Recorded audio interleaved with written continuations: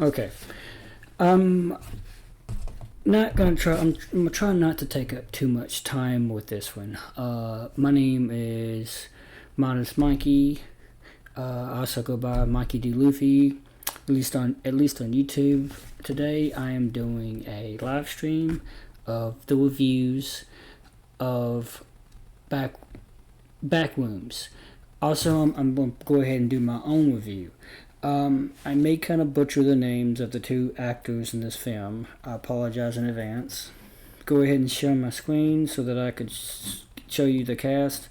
So the cast is pretty much Chiwetel Ejiofor as Clark, who is the manager of a furniture selling company or store, furniture selling store, and then you have Winete Wezavar.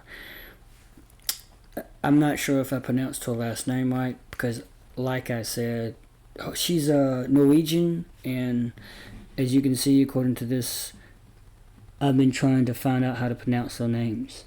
Anyway, so these two give a stunning performance. Also, you got Finn Bennett as Bobby, who is Clark's.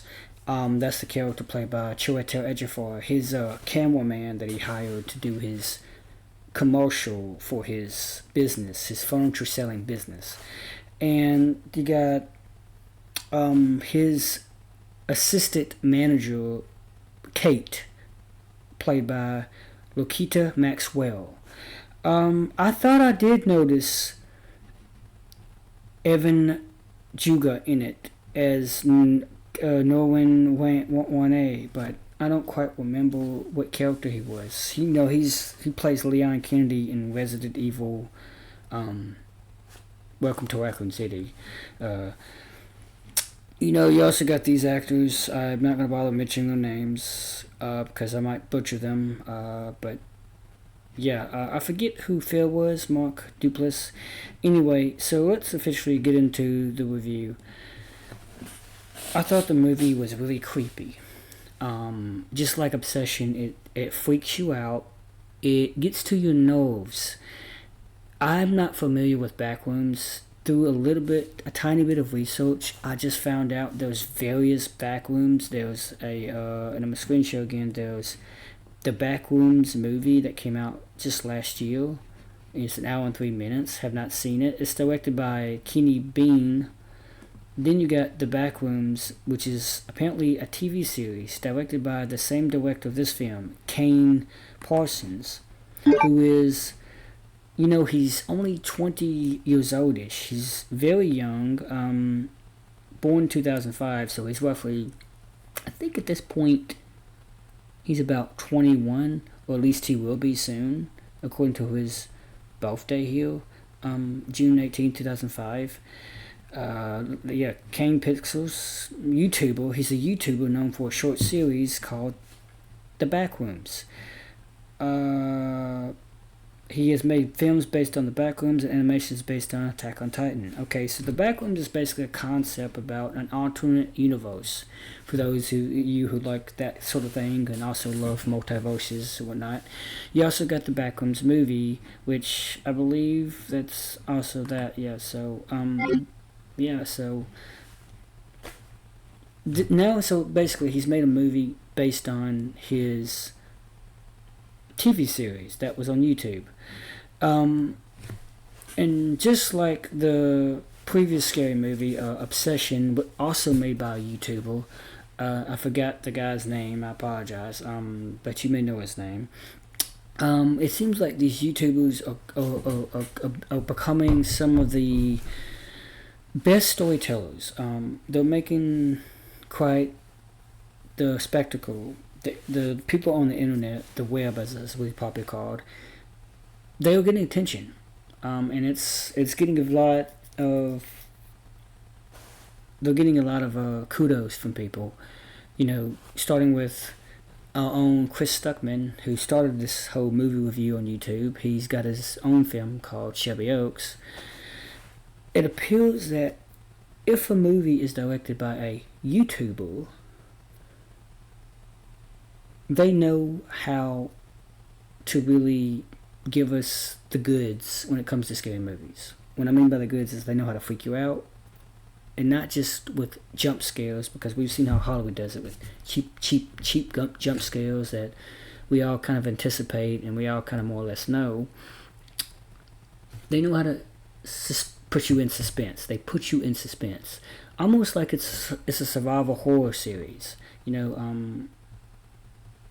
This movie kind of felt like the same nervousness you would feel by playing something like Resident Evil or any other survival horror series. Sorry, I'm freaking myself out because I'm looking back. Recently, there was a video game that just came out called I forgot the title. Oh, Echoes of the Living. That's kind of a scary film based on the 1990s, the late 1990s survival horror series. Funny thing is, this film, the Backrooms, it's set in 1990. You get the 1990 feel because the very cameraman that Clark hires, I forgot the name of the guy. Let me see real quick. Let me go back into the IMDb page. Oh, Bobby, played by Finn Bennett. Yeah, he makes it look like that nostalgic film reel, that gritty film that you get from having a film camera, or even so much as a camcorder of that time period, the early 90s. Like, the film is set 1990, as in 1990, the year before I was born. So it's a whole nostalgic feel. There's something about putting scary movies in not the 80s, definitely not the 70s, but right at the 90s. Like, it's the decade before 2000. Y2K, for those of you who are familiar with that terminology. And there's something about the 1990s that films, horror, scary movies, they really work in the 90s. We had Longlegs that came out last year. It was set in, I think, 1993. And it worked because there's something about the old cars, the vehicles, and the way that things look outside when you watch kids playing, the way they used to play outside before the internet, before all this Wi-Fi and all these wireless devices, and before all this crazy technology. Because think about it, the internet was kind of coming out, right? The internet was coming into fruition. People had dial-up. I know I'm getting ahead of myself and getting off topic, but the point I'm making is the 90s is a very familiar time period, especially for those people who are like myself, Gen Y, born in the 90s. I was born in 91, a year after the setting of this film, Backrooms, sorry. But the 90s were so powerful, that Gen Z, which make up a vast majority of the audience, at least for my showtime, there's so many Gen Z, I call them kids, but people in their 20s that went to see this movie. And I'm like, what is it about the 90s that fascinates them? Why are they so wowed and fascinated by the 90s? They weren't even born in that decade. They were born like this guy, Kate Parsons.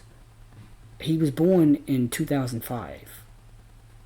A good 15 years after the setting of this film. It's something about, there's some kind of association with Gen Z in the 90s that I need to figure out. And anyway, Kane Parsons, not Kate, but Kane Parsons. I'm thinking of Kat, the character, the assistant manager. Anyway, the movie is definitely scary. It's, it causes you to, like, kind of be suspended, but also like you're probably clawing at your face and freaking out, and you're begging the characters to run away. You got that moment when the character kind of lingers and is trying to figure things out, but that thing comes after them, and then they start running, and you're like, run, bitch, run. Yeah, it's kind of like that. There's several moments of those, especially towards the beginning, when the character Clark is just discovering this womb, and, he doesn't know what to make of it. And it's one of those things, like, it's not necessarily demonic or spiritual. It's not that type of scary movie. It's more or less on terms of something that appears to be ordinary, but it's not quite ordinary. And it's got that whole like I said, nostalgic 90s feel, because that's how it was in the 90s. It wasn't all about, it always wasn't about ghosts and zombies and demons and evil spirits. It's mostly about the ordinary, and then something like, people of my generation had an imagination. We used to talk about alternate universes and what if situations, and I think that's where this whole idea of Backrooms comes from. Plus, Backrooms is obviously not Kane's original idea. He got the idea from somewhere else, and I haven't done enough research to know exactly what Backrooms is, but I get the gist of it. It's more or less an alternate dimension. Well, kind of everything goes, and everything is not quite wide. It's upside down. It's twisted. It's inverted or whatever. And yeah, so I thought it was really good. I think it's going to do really good in the box office, because just like Obsession, I think watching Obsession and then watching Backwoods right after, or vice versa, is going to be really good for people, because they're getting the horror film fix, and they're still getting jump scares, but they're jump scares that are done well by YouTube content creators. These people are not hired by Hollywood. They know how to tailor their film to the audience, to the right audience. They know what the audience wants when it comes to horror movies. They know where to put their jump scares. They know how to put us in suspense, and whatever feeling you feel, it's something about it. It's different from movies like Scream. It's kind of how movies like Scream started out. Halloween, Scream, Child's Play with Chucky. Those scary movies start out just like this. Just like these films are done, and we're seeing a renaissance, if you will, of scary movies. So I'm gonna leave it at that. That's my non-spoiler review. I'm not gonna go into detail, and now I'm gonna enjoy watching other reviews. So like and subscribe. Check out my out of theater reaction for this film. And I hope I got their names right. I think I got their names right. I'm not quite sure, but anyway, so yeah.